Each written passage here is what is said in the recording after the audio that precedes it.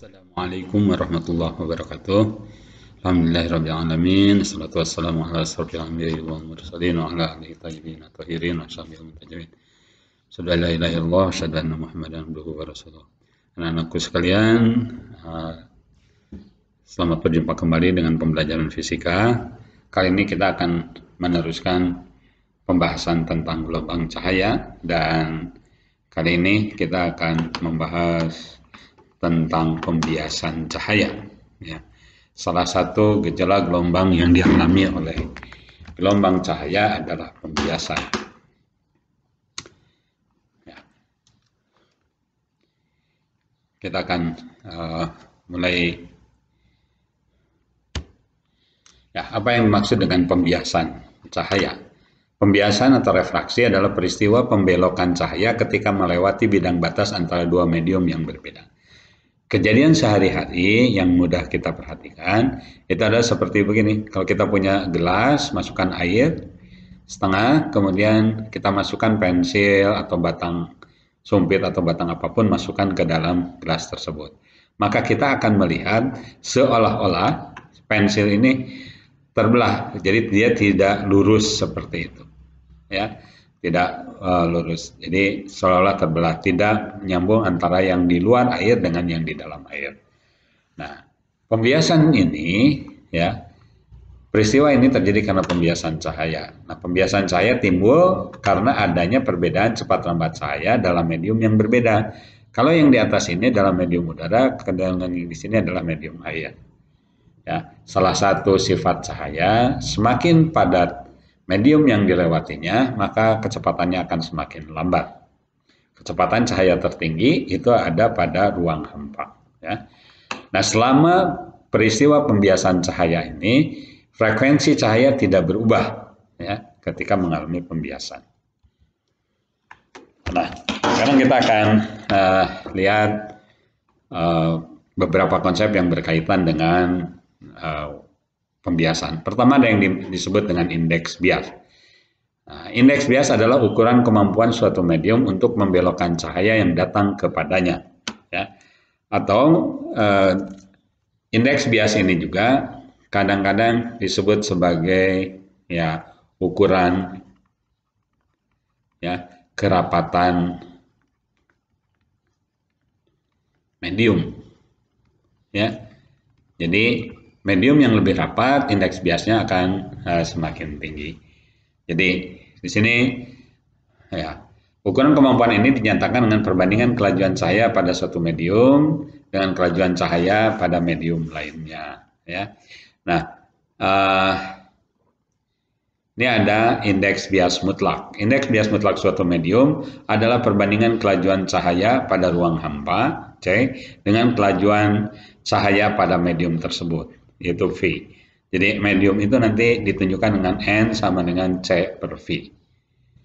Semakin tinggi kelajuan cahaya pada suatu medium, maka nilai N-nya, nilai indeks biasnya akan semakin mendekati 1. Ya, contoh ini. Medium vakum udara itu nilai N-nya 1, artinya kecepatan udara di vakum itu adalah 1. Kemudian di udara itu lebih besar sedikit dari 1, ya. Tapi di dalam perhitungan persoalan, kecepatan udara di vakum dengan kecepatan cahaya di udara itu dianggap sama, yaitu C. C itu 3 kali 10 pangkat 8, ya. C ini 3 kali 10 pangkat 8 meter per sekon. Ya.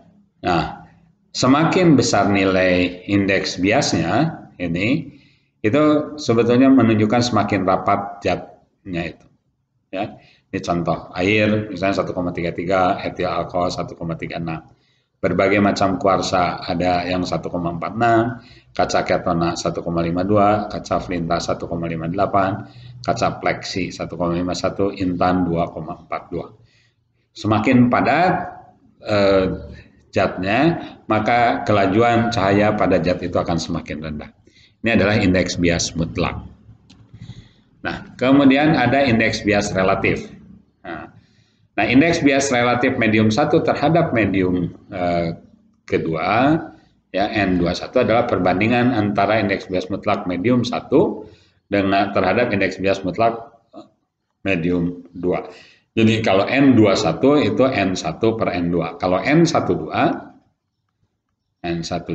ini 2 terhadap 1 itu adalah N2 per N12. Ya, ini N2 per N1. Nah, indeks bias relatif N12 dan perubahan panjang gelombang. Kalian perhatikan, N21 itu adalah N1 per N2. Karena N itu, ya, tadi kan N itu sama dengan, kalau ini N1 berarti C per V1. Kalau N2 berarti C per V2. Dari sini kita dapatkan, kalau kita menghitung N1 per N2, maka hasilnya C per V1 per C per V2. C-nya dicoret, maka hasilnya ini adalah V2 per V1. Jadi N1 per N2, yaitu V2 per V1.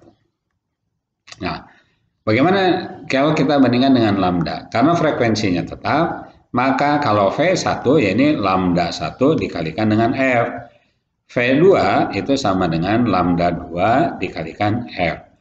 Sehingga ya N1 per N2 itu ini dari sini kita dapatkan, kalau kita ganti ini dengan lambda 2 kali F per lambda 1 kali F, F-nya dicoret, maka kita akan memperoleh ini. Ya, bahwa N1 per N2 itu lambda 2 per lambda 1. Berikutnya, kita akan lihat hukum pembiasan. Hukum 1 pembiasan dari Snellius. Ya. Nah, Snellius selain mengungkapkan hukum tentang pemantulan, juga mengungkapkan tentang hukum pembiasan. Perbandingan sinus sudut datang dan sinus sudut bias dari suatu cahaya datang, dari suatu medium ke medium lain merupakan suatu konstanta yang besarnya sama dengan perbandingan indeks bias kedua medium tersebut.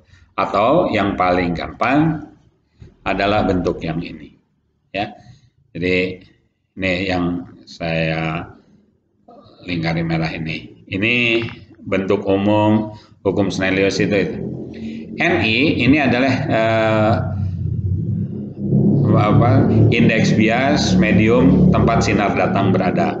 Sinus I adalah sudut datang, NR itu tempat indeks bias medium tempat sudut bias, dan R adalah sudut bias. Nah, gambarnya seperti ini. Jadi kalau di sini ini NI, yang ini NR. Atau kadang-kadang ini disebut N1, ini disebut N2. Ya, itu N1, N2-nya bisa terbalik tergantung mana sudut datang. Yang paling bagus ya NI dengan NR, ya, karena nanti kalau kebalik, ya tinggal kita balikan, ya. Nah, jadi ini NI itu indeks bias medium tempat sudut datang berada, NR indeks bias medium tempat sudut bias berada. Ini. Nah, di dalam pembiasan ini ada yang disebut dengan garis normal. Ini garis normal. Ini sinar datang, ya, dan ini adalah sinar bias. Jadi sinar datang, garis normal, dan sinar bias itu terletak pada bidang datar yang sama. Nah, ada sifat pembiasan. Kalian perhatikan, kalau dia datang dari medium yang kurang padat ke medium yang lebih padat, ini ditunjukkan dengan indeks bias. Ya, kalau saya katakan indeks bias saja, itu artinya indeks bias mutlak. Indeks bias medium ke-1, N1 ini lebih kecil daripada indeks bias medium kedua. Maka si sinar biasnya akan dibiaskan mendekati garis normal. Ya, Ini adalah garis normal. Jadi ini kalian perhatikan, ini kalau tidak dibiaskan itu, ini yang merah ke situ.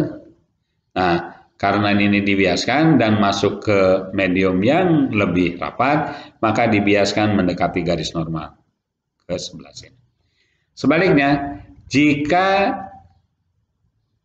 sinar datang dari medium yang lebih rapat ke medium yang kurang rapat, misalkan dari kaca ke udara atau dari kaca ke air, maka sinar biasnya, nah ini kalau tidak dibiaskan yang merah, sinar biasnya ini akan dibelokkan menjauhi garis normal. Ini adalah sudut bias. Ya, ini sifat pembiasan cahaya. Gitu. Contoh, sebuah eksperimen untuk menentukan kecepatan cahaya di dalam air. Seorang siswa melewatkan seberkas cahaya ke dalam air dengan sudut datang 30 derajat. Kemudian siswa mencatat sudut bias yang terjadi di dalam air ternyata besarnya 22 derajat. Jika kecepatan cahaya di udara dianggap 3 kali 10 pangkat 8 meter per sekon, tentukan kecepatan cahaya di dalam air. Nah, ini sudut datang 30 derajat, C-nya 3 kali 10 pangkat 8 meter per sekon, dan sudut biasnya 22 derajat. Nanti mencari sinus 22 derajatnya, ya harus menggunakan tabel atau gunakan kalkulator. Oke, nanti kita akan berikan. Nah, kalian perhatikan ini. Di sini rumusnya langsung dimasukkan begitu. Nah, saya akan tulis juga. Ini karena datangnya menentukan seorang melewatkan berkas cahaya ke dalam air. Ini dari udara kan? Berarti ini N1 kali sin NI kali sin I kali sinus sudut I sama dengan N2 kali atau NR kali sinus R. Ya. Ini NI-nya adalah N udara. Ini N udara kali sinus I sama dengan N air kali sinus R. Nah, yang akan kita dapatkan di sini adalah N udara per N air itu sama dengan sinus R per sinus I. Nah, tadi di depan kita tahu bahwa kalau ini N udara per N air, ya, itu kan sama dengan V air, ya, dibagi dengan kecepatan cahaya di udara. Ya, sama dengan sin R per sin I. Nah, ini perhatikan ini sini. Nah, karena V airnya itu, ya, ini berarti V air per C sama dengan sin R per sin I. Nah, perhatikan ini, ya. Jadi kalau dipindahkan C-nya ke kanan, hasilnya jadi seperti ini. Maka kita peroleh C itu 3 kali 10 pangkat 8 meter per sekon, dibagi sin I sinus 30 derajat, dan sin R sin 22 derajat. Kita cari pakai kalkulator, hasilnya, ya, V di air 3 kali 10 pangkat 8 meter per sekon per 0,5 kali 0,37 meter per sekon. Hasilnya adalah 2,2 kali 10 pangkat 8 meter per sekon. Ya, jadi kecepatan cahaya di dalam air adalah 2,2 atau 2,25 kali 10 pangkat 8 meter per sekon. Ya. Oke, kita teruskan. Ini ada pemantulan sempurna. Jadi cahaya itu selain dibelokkan ketika melewati satu per bidang batas antara dua medium, kalau kondisi tertentu, kalau misalkan ini dia datang tegak lurus, maka dia akan diteruskan. Ketika dia membentuk satu sudut tertentu, maka dia akan dibiaskan. Terus semakin besar sudut datangnya, semakin besar sudut biasnya. Sampai keadaan tertentu, ya, keadaan tertentu, sudut datang ini menghasilkan sudut bias sebesar 90 derajat. Nah, sudut datang yang menghasilkan sudut bias 90 derajat ini disebut sudut kritis. Kenapa disebut sudut kritis? Karena kalau dibesarkan lagi, yang terjadi, ya, maka tidak akan ada cahaya yang dibiaskan lagi, tapi semua cahaya akan dipantulkan. Syaratnya, ya, sudut datang lebih besar daripada sudut kritis. Jadi sini I-nya harus lebih besar daripada I kritis. Ya, I kritis itu adalah ini IK yang menghasilkan R, kalau sebut lagi R kritisnya itu 90 derajat, ya. Nah, sehingga hasilnya seperti ini. Maka sudut kritis ini, ya, jadi kalau dia datang dari N1, ya, dia datang dari kaca yang lebih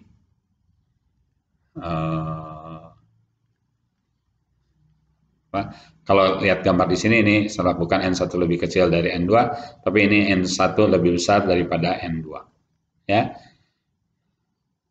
Jadi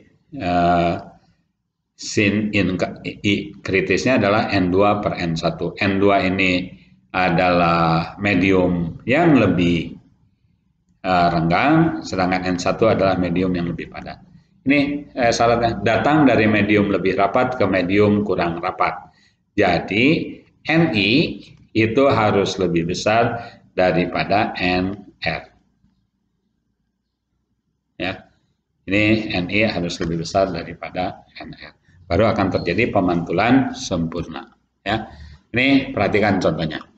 Hitung sudut kritis berlian yang memiliki indeks bias mutlak 2,417 saat diletakkan di udara. Nah, berarti diketahui N2-nya 1, ya.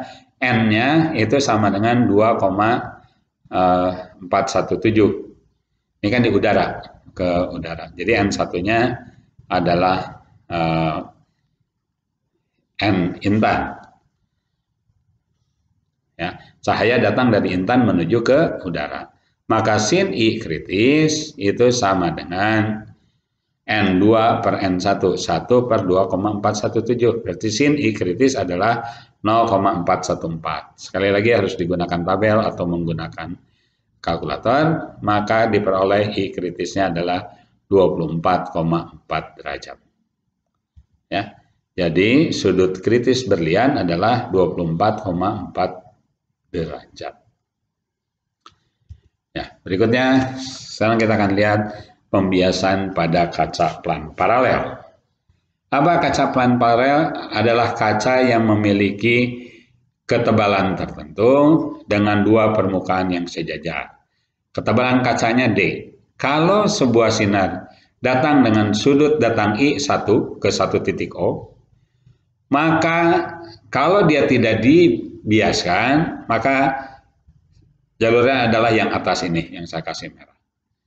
Karena adanya pembiasan cahaya, maka jalannya cahaya ini dibelokkan, ya, sehingga pada saat keluar pada bidang yang lainnya, dia mengalami pergeseran sebesar T. Ya, T dari jalur awalnya tadi. Ya. Nah, berapakah besar T ini? Sebenarnya bisa diturunkan dari hukum Snellius 1. Ini saya tuliskan hasilnya. T itu adalah, ya, D kali sinus I1 kurangi R1. I1 itu sudut datang pada bidang pertama, R1 itu sudut biasnya, ya, dibagi kosinus R1, ya, itu adalah pergeserannya. Dengan D adalah tebal kaca plan paralel dan T adalah besar pergeseran sinar. Ya. Nah, ini contoh. Sebesar sinar laser jatuh pada permukaan kaca plan paralel dapat membentuk sudut datang sebesar 45 derajat. Jika tebal kaca plan paralel 15 cm ya, dan sudut bias 20 derajat, tentukan besar pergeseran yang dialami oleh sinar laser tersebut. Ya. Diketahui T1 sama dengan 45 derajat, R1-nya 20 derajat, dan D-nya 15 cm. Di sini sudah langsung diberikan nilai sudut biasnya, kalau tidak harus kita cari. Ya. Maka kita masukkan ke dalam rumus, T sama dengan D kali sinus I1 kurangi R1 per kosinus R1. Hasilnya kita masukkan D 15 kali sinus 45 derajat dikurangi 20 derajat per kosinus 20 derajat. Hasilnya sinus 25 derajat itu 0,42, kosinus 20 derajat itu 0,94. Hasilnya 15 kali 0,42 per 0,94. Hasilnya 6,7. Jadi, ketika melewati kaca plan paralel, sinar laser mengalami pergeseran 6,7 cm dari arah semula. Nah, ini kalau kita tidak dikasih tahu atau kita langsung dikasih tahu sudut biasnya. Biasanya itu dicari dengan N1 kali sinus I1 sama dengan N2 kali sinus R1. Ya, karena ini nanti ini dari udara masuk ke dalam ini kaca. Nanti dari sini kita akan memperoleh berapa nilai R1 itu. Ya, tapi karena sudah dikasih tahu, nah kita tinggal menggunakan. Oke, selanjutnya. Nah, sekarang kita akan lihat pembiasan pada prisma. Ya, saya sengaja tidak akan menurunkan rumusnya. Nah, pembiasan pada prisma ini adalah sudut pembias. Ya, beta ini sudut pembias, ini sinar datang. Ya. Nanti ini sudut datang I1 ya. Itu. Kemudian yang ini R1, ini I2, kemudian di sini R2 ya. Nah, hubungannya beta itu adalah R1 ditambah I2 sama dengan R1 ditambah I2 ya. Ini R1, ini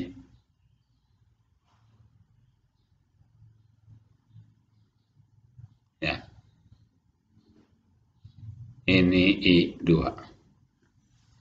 Jadi beta itu R1 ditambah I2 dan sudut deviasi ya, sudut deviasi itu adalah sudut pembelokan antara sinar datang kalau tidak dibiaskan dengan sinar yang keluar pada sisi prisma yang lain. Ya, kalau pada kaca paralel itu akan membentuk ketebalan. Kalau pada prisma itu akan membentuk sudut deviasi. Ya, ini deviasinya. Ya, deviasi itu adalah pembelokan ini. Ya, jadi sudut deviasinya I1 ditambah R2 ya, dikurangi dengan beta itu adalah sudut deviasinya. Nah, sedangkan betanya itu adalah R1 ditambah I2. Oke.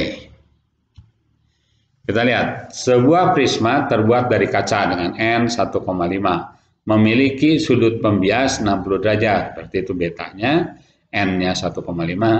Jika seberkas sinar laser jatuh pada salah satu permukaan pembiasnya dengan sudut datang 30 derajat, berapakah sudut deviasi yang dialami oleh sinar laser setelah melewati prisma? Ya, ini gambarnya, betanya 60 derajat, I1-nya 30 derajat. Diketahui I1 30 derajat, betanya 60 derajat, N1-nya karena di udara sama dengan 1, N2-nya adalah kaca, ya, medium kaca 1,5.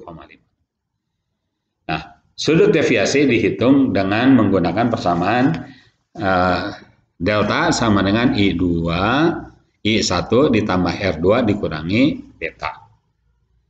Ya, bagaimana sekarang ngitung I1-nya ada 30 derajat, R2-nya belum ada. Ya. Karena I1 sama dengan dan beta telah diketahui, maka nilai R2 sudut bias kedua perlu dicari terlebih dahulu. Pada permukaan pembias pertama berlaku persamaan Snellius berikut. Ya. N1 kali sinus I1 sama dengan N2 kali sinus R1. Ya. Kita mencari sinus 30 derajat. Ya. Sorry, di sini lupa tidak menuliskan derajat, harus dituliskan derajatnya. 30 derajat per sinus R1 sama dengan 1,5 per 1. Ya. Atau sama dengan ini 0,5 per ya, sin 30 derajat itu 0,5, maka sin R1 itu 0,5 per 1,5. Ya. R1-nya itu adalah 19,47 derajat. Karena R1-nya sudah diketahui, maka kita tinggal masukkan. Ya. Ini I2-nya berapa? Karena betanya sudah ada, beta sama dengan I2 ditambah R1. Ya. Ini maka I2-nya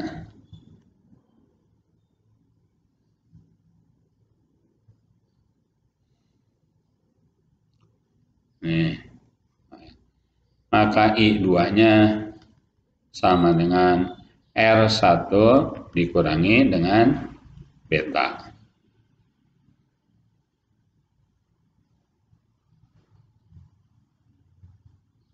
Sorry. Ini yang ditanya adalah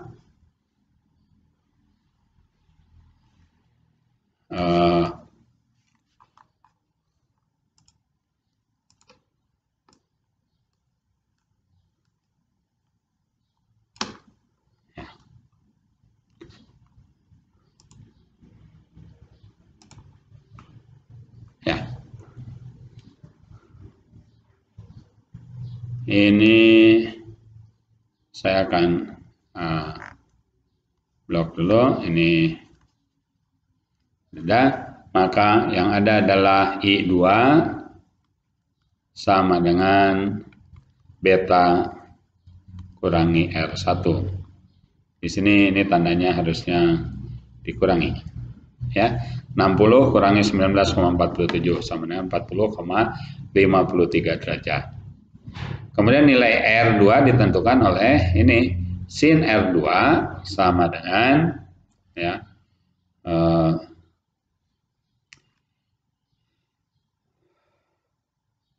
kan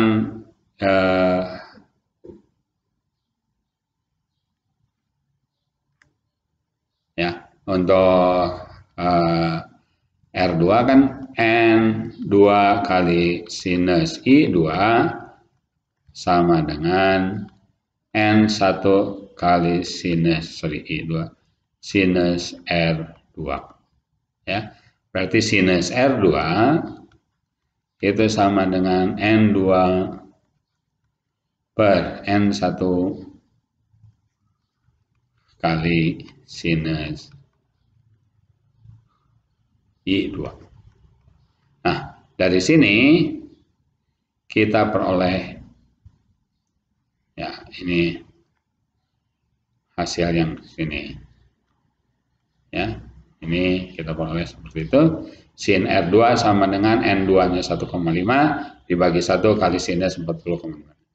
Maka sinus R2-nya 0,97. R2-nya arcus sinus 0,97 atau arcus sinus itu ditulis juga begini, sinus pangkat minus 1, 0,97. Artinya R2 itu sudut yang memiliki nilai sinus 0,97. R2-nya adalah 77,10 derajat. Ya. Nah, jadi sudut deviasi yang dialami cahaya ketika melewati prisma kaca tersebut adalah delta sama dengan I1 ditambah R2 dikurangi beta. Ya, I1-nya 30 derajat, R2-nya 77,10 derajat dikurangi 60 derajat sama dengan 47,10 derajat. Itulah sudut deviasinya. Nah, sekarang ada sudut deviasi minimum. Berapakah sudut belokan paling kecil yang mungkin terjadi? Sudut deviasi minimum dapat terjadi jika sudut datang pertama I1 sama besar dengan sudut bias kedua. Ya. Nah, maka karena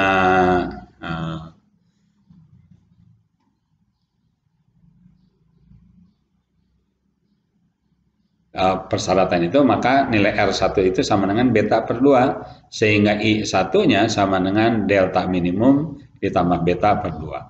Sehingga sudut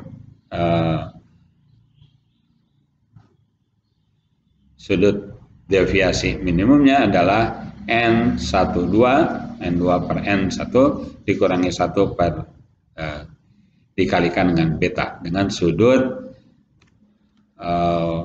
pembias prisma, ya. Beta itu adalah sudut pembias prisma. Oke, sekarang kita lihat contoh soalnya. Sebuah prisma terbuat dari kaca N-nya 1,5 memiliki sudut pembias beta, berarti 60 derajat, diletakkan dalam air. Jika seberkas ada sinar datang dari air N1,33 memasuki prisma, berapakah sudut deviasi minimum prisma tersebut? Diketahui betanya 60 derajat, N1-nya 1,33 atau 4/3 medium air, N2-nya 3/2 medium kaca. Penentuan sudut deviasi minimum menggunakan persamaan, ya, M sama dengan N2 per N1 kurangi 1 kali beta. 1,5 dibagi 1,33 dikurangi 1 kali 60 derajat. Ya. Hasilnya 0,13 kali 60 derajat, 7,8 derajat. Ya. Nah, selanjutnya adalah pembiasan pada lensa. Lensa adalah benda bening yang dibatasi oleh permukaan lengkung. Ya. Nah, ini ada lensa cembung dan ada lensa cekung. Biasanya nanti ini lensa cembung itu disebut lensa positif, lensa cekung disebut lensa negatif. Lensa cembung bersifat konvergen, mengumpulkan cahaya. Lensa cekung bersifat divergen, menyebarkan cahaya atau memancarkan cahaya. Nah, yang akan dibicarakan di dalam persoalan kita ini adalah lensa tipis. Lensa tipis adalah lensa yang memiliki ketebalan jauh lebih kecil dibandingkan dengan jari-jari kelengkungan permukaan lensa. Ya, ini ada rumus pembuat lensa. 1 per F sama dengan N2 per N1 kurangi 1 dikalikan 1 per R1 ditambah 1 per R2. Apakah 1 per F itu apa? Ini fokusnya. N2 ini bahan pembuat lensanya. N1 ini lingkungan tempat lensa itu berada. Kalau di udara, berarti ini udara. R1 ini adalah jari-jari kelengkungan lensa muka pertama. Karena kita akan menganggap sinar itu datang dari kiri ke kanan, maka muka yang pertama, permukaan lensa yang pertama itu yang ada di sebelah kiri. Itu adalah R1. Ditambah dengan 1 per R2. Nah, lensa itu jenisnya bisa macam-macam. Ada yang termasuk lensa cembung, ada juga yang termasuk lensa cekung. Nah, kelompok yang pertama, yang A, B, C itu adalah termasuk lensa cembung. Ini lensa cembung. Nah, perhatikan. Yang pertama itu cembung-cembung atau biconvex. Kirinya cembung, kanannya juga cembung. Ya. Maka cembung-cembung itu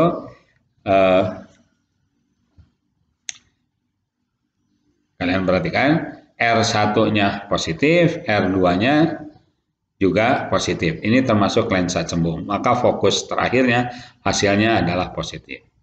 Yang kedua ada cembung cekung. Ya, cembung cekung. Nah, ini termasuk yang R1-nya permukaan depannya positif, yang R2-nya negatif. Ini jenisnya cembung. Jadi, penjumlahan di sini ini harus positif. 1/R1 ditambah 1/R2. Karena ini harus positif, ya, maka R1 itu akan lebih kecil daripada R2. Nilai besarnya kalau untuk yang cembung ini. Jadi R1, harga mutlak R1 itu lebih kecil daripada harga mutlak R2. Sehingga untuk yang cembung-cembung ini bentuknya bisa begini. Ini. Nah, gitu. Ya. Ini yang pertama ini. Kemudian ada cembung datar. Jadi permukaan yang pertamanya cembung, permukaan yang keduanya datar. R1-nya positif, R2-nya itu tak hingga. Karena R2-nya tak hingga, nanti 1 per tak hingga ini akan jadi 0. Ini termasuk lensa cembung. Ya. Sedangkan yang termasuk lensa cekung itu yang DEF.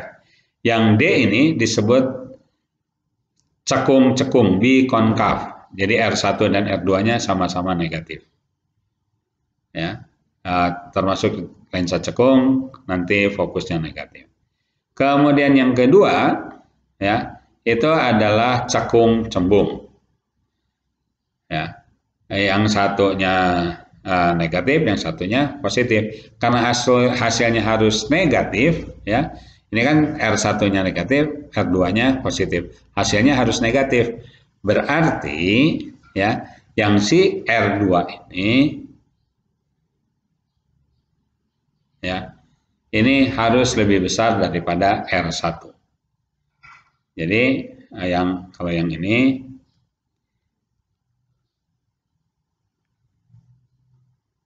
ya, nanti bentuknya, ini R1 begitu, nanti R2 begitu.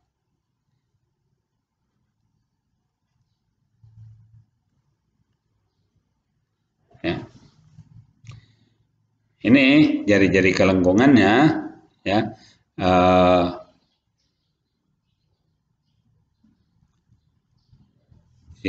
R2 ini,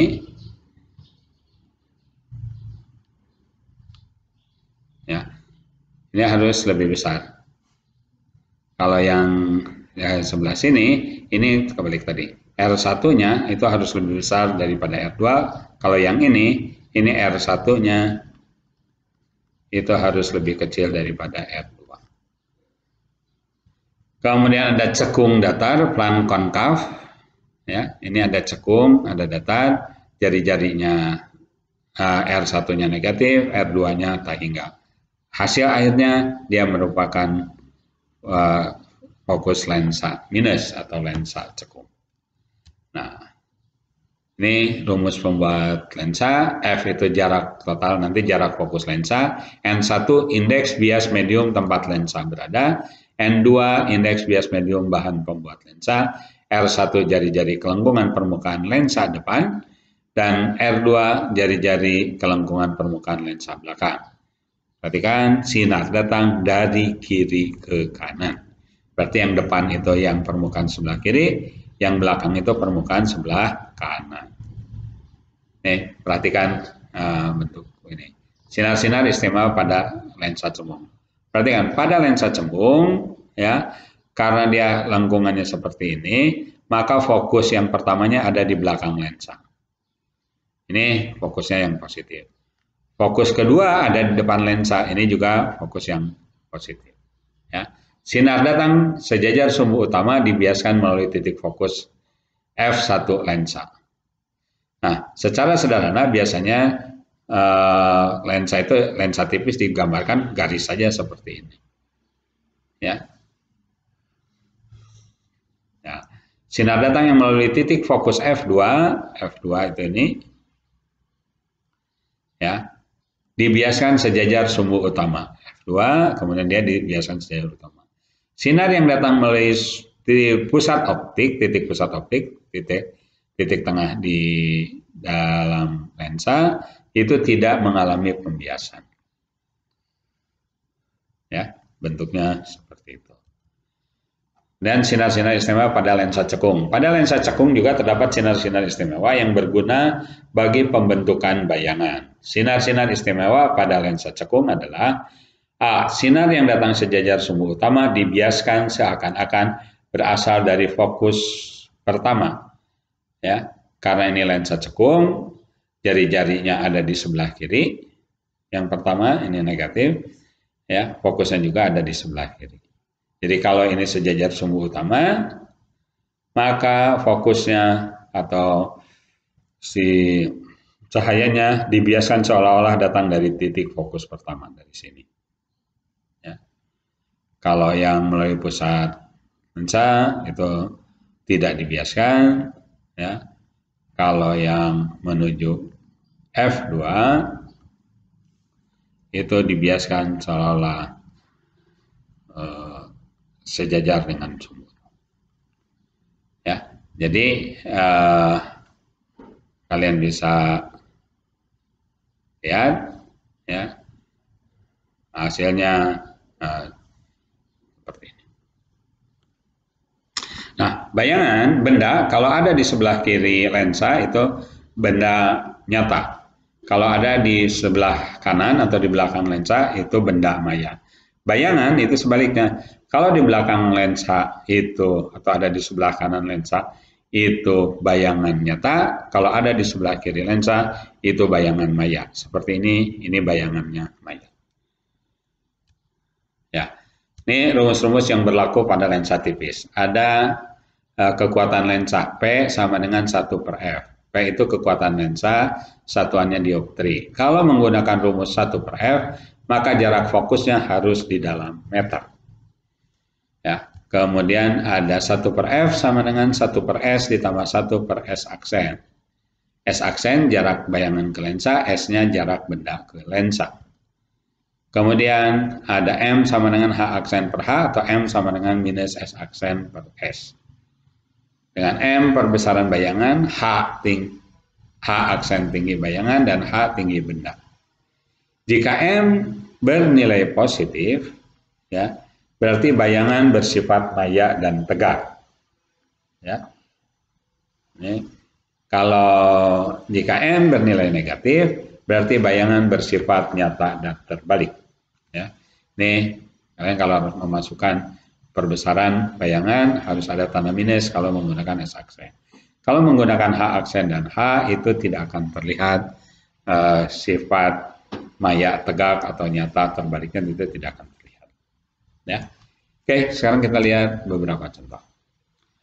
Sebuah lensa tipis memiliki indeks bias 1,5 dibatasi dua permukaan cembung. Ya. Diletakkan di udara. Jari-jari lengkung kedua permukaan berturut-turut 20 cm dan 30 cm. Hitung jarak fokus lensa tersebut. Ya, ini cekung atau cembung cekung. Ya, karena cembung cekung, nah, ini bukan tipe A, sebetulnya kalau cembung cekung ini tipe yang B. Ya, cembung cekung itu gini, cembung yang ininya cekung gitu. Maka untuk menghitung jarak fokus lensa tipis digunakan 1/F sama dengan N2/N1 dikurangi 1 dikalikan 1/R1 ditambah 1/R2. Ini indeks bias pembuat cerminnya 1,5 dibagi 1 kurangi 1 dikalikan 1/+20 karena R1-nya plus 20 dan R2-nya minus 30. Maka 1/F sama dengan 1/2 dikalikan, ya,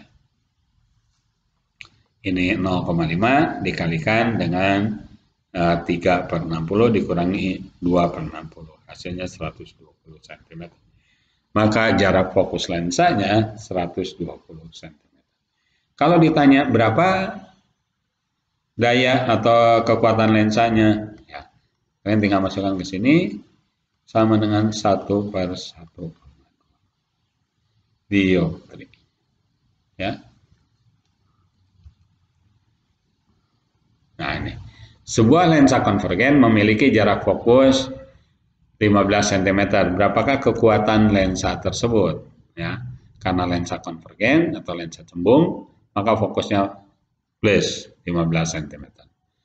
Nah, berdasarkan persamaan P sama dengan 1 per F, 1 per 0,15. Itu sama dengan 6,67 dioptri. Ingat, fokusnya harus di dalam meter.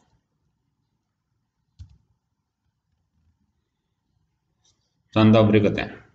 Sebuah benda berdiri tegak 30 cm di depan lensa tipis konvergen yang jarak fokusnya 15 cm. Tentukan A. letak bayangan, B. perbesaran bayangan, dan C. sifat bayangan. Diketahui S-nya 30 cm di depan lensa, F-nya 15 cm, positif lensa konvergen, ya. Yang ditanyakan adalah letak bayangannya. 1 per F sama dengan 1 per S ditambah 1 per S aksen.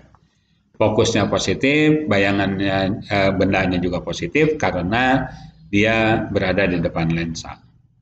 Maka 1 per S aksen sama dengan 1 per 15 dikurangi 1 per 30. Ya.